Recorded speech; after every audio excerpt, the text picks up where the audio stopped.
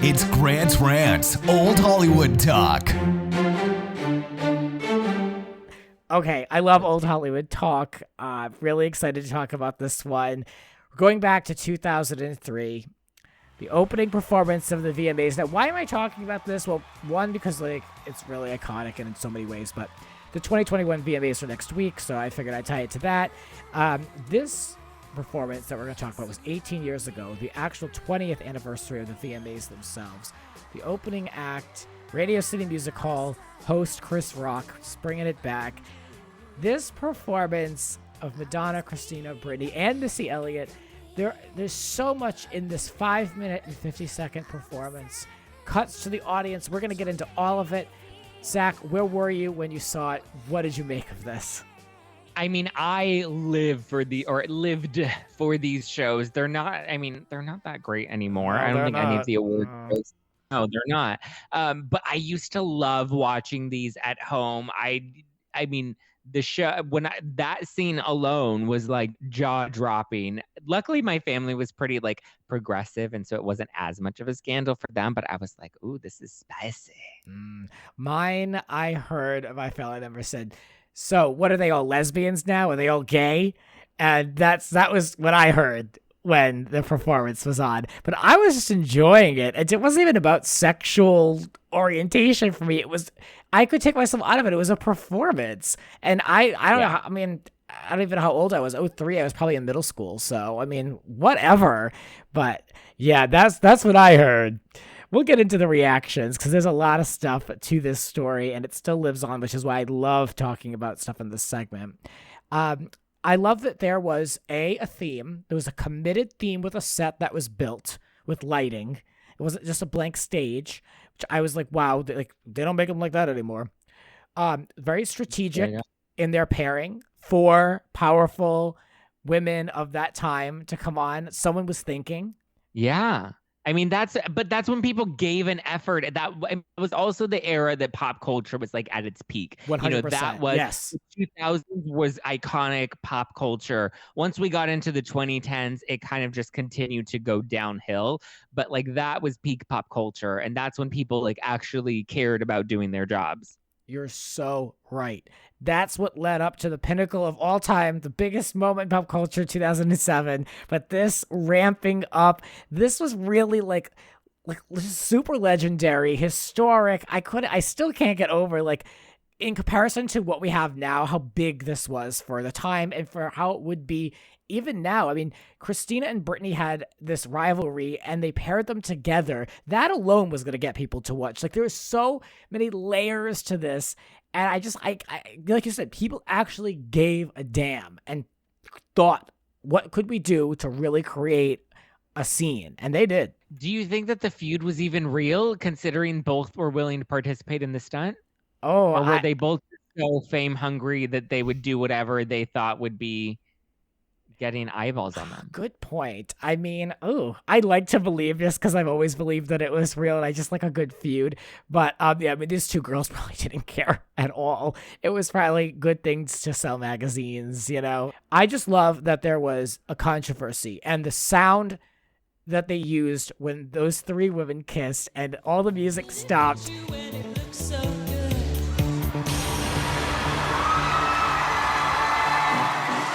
I still listen to this performance, and it just is like the sound of controversy. Do you know what I'm referring to?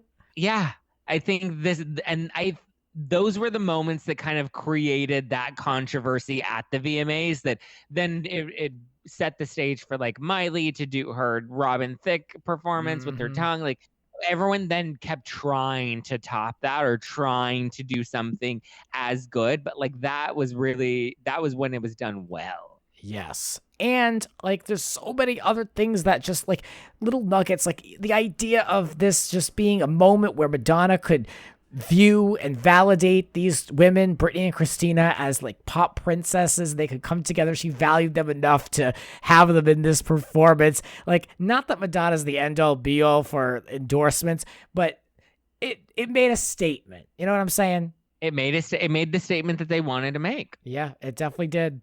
Now, I watched this and I made a list of all the cutaways into the audience. Just who was present for this? And I'm telling you, it doesn't seem to get much better than this list. I mean, today, this VMAs next week, it'll never get to the level of this, what we had. I mean, this is just like everything for me. Starting off with Lindsay, Paris, Nikki, the Queer Eye guys, Beyonce, a fan, suddenly just clapping away. So many other people, I wrote them down. Avril Lavigne, Kelly Osbourne, who looks like she climbed out of a crypt. She looked terrible. Mary J. Blige was there. Eminem, 50 Cent, Maya, Guy Ritchie, and of course, Snoop Dogg. I mean, what a crowd. I mean, but again, peak pop culture. Like, those are all iconic people that are still relevant. I mean, well, Lindsay Lohan, well, she's trying to make an acting comeback. She had a beach club for a minute, but like, come on, like, who doesn't remember that time? Who wasn't reading all the Us Weekly magazines? Like, I remember even starting my own Us Weekly magazine because I loved it all so much. Yes, I mean, I just get so excited by that time period. Kelly Osbourne, I mean, come on, I couldn't care less, but it just is such like a sign of the times. Like, that's who MTV put in front row, you know? Like, it's just like, you know, you can't ever replicate or repeat that time. And that's why I think it's just so legendary and iconic in so many ways. There's so much more to this that I want to get into. I read an article about things that you didn't know about the performance. Apparently, Madonna's daughter, Lourdes, was one of the flower girls at the top. Yeah. And apparently, now Madonna later denied this in an Oprah interview. She said there was no message, but apparently there is a rumor that this was supposed to be kind of a statement towards pro-gay marriage. We have to remember this is 2003.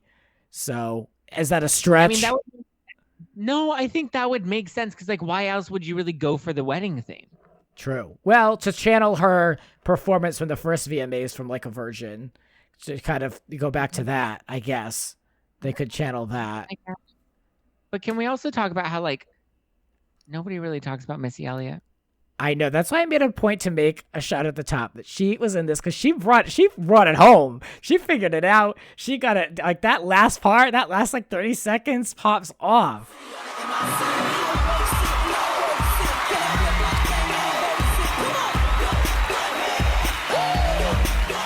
No, I love me some Missy, but like, Missy needed to be in the kiss as well, because only these three were memorable. Oh, yeah, that's true. I mean, when you flash back to this performance, you're not seeing Missy. You're just seeing that kiss. No, yeah, that's true. Missy was even there until you sent me the video to like watch again. I was like, I don't remember Missy even being there. I mean, she's great. Let's be honest. Missy Elliott is always great. I love me some Work It, but like, I don't know. Yeah. She wasn't really working it. But I'm just so glad she was a part of it, because I still get excited when she pops out like that. I love that so much. Vice has questioned if this moment is the greatest moment in music history. Wow.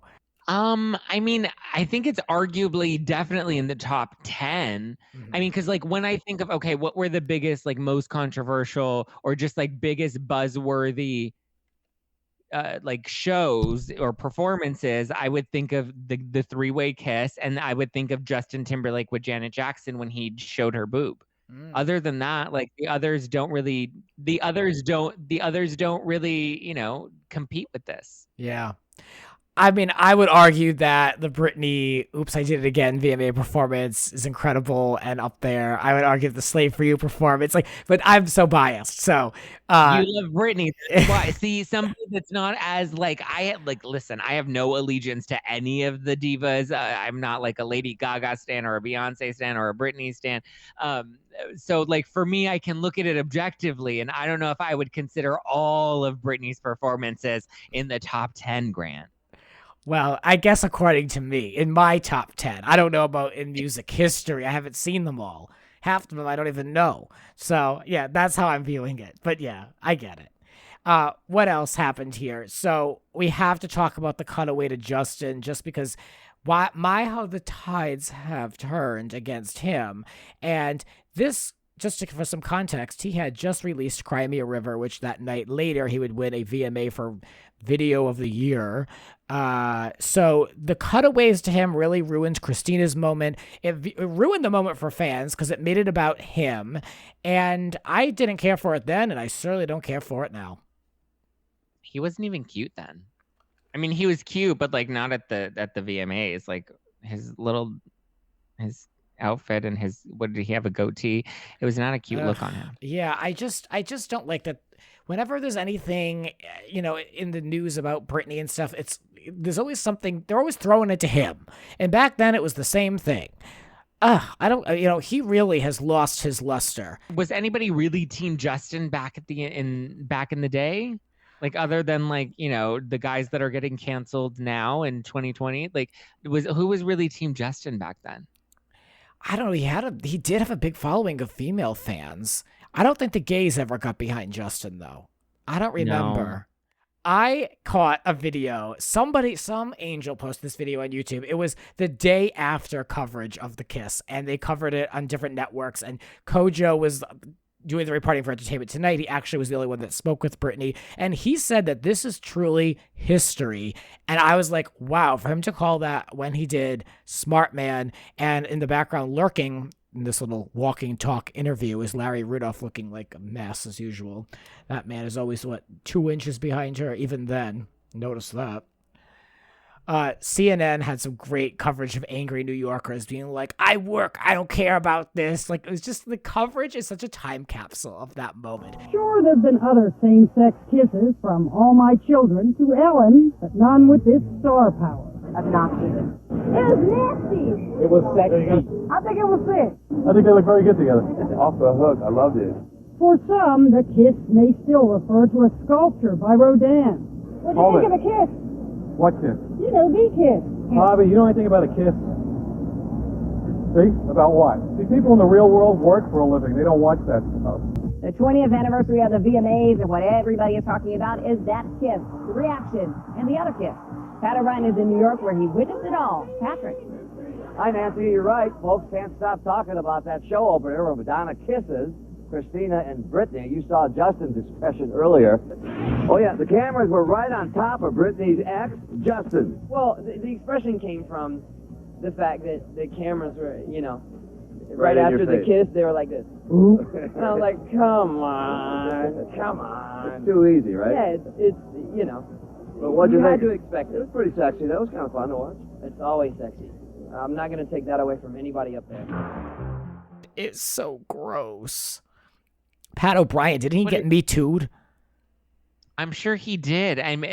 For like this, like the fact that these were even like this was. I mean, we were all complicit in it, and we have to all hold ourselves accountable because we all lived for it. I mean, I look back and I'm like, oh my God, I'm living for it, But also at the same time, like at one point, I loved reading Perez Hilton.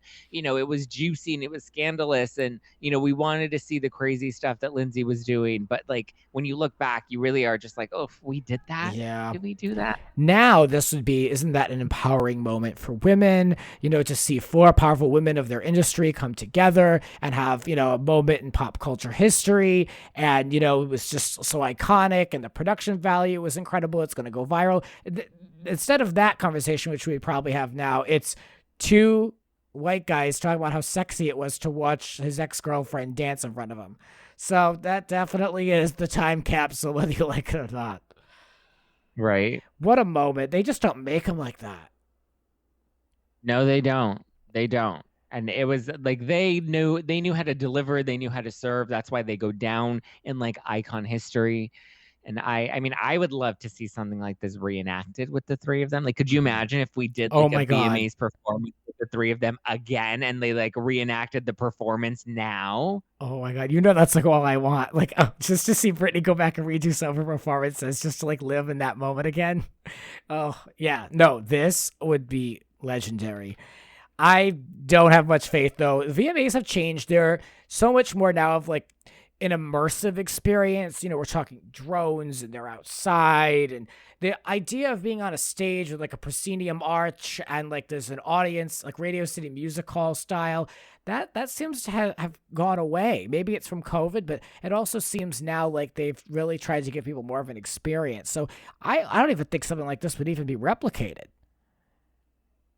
Probably not. They've changed, like these shows have changed so many different ways, and even just consumers, we've seen so many different polarizing, sensationalizing on the stage that like I don't even think we would be that impressed anymore. You know what I mean? With something like this. Obviously, because we were there, we lived it, we can look back on it and with nostalgia, but like I mean, I'm pretty sure if you take one of the Gen Z TikTokers and showed them that clip, they would be like, what's the big deal about Right. women kissing on a stage? Like it's not even all that extravagant. True. Wow, that makes me feel very old because I remember like where I was with all of this, and that was so controversial.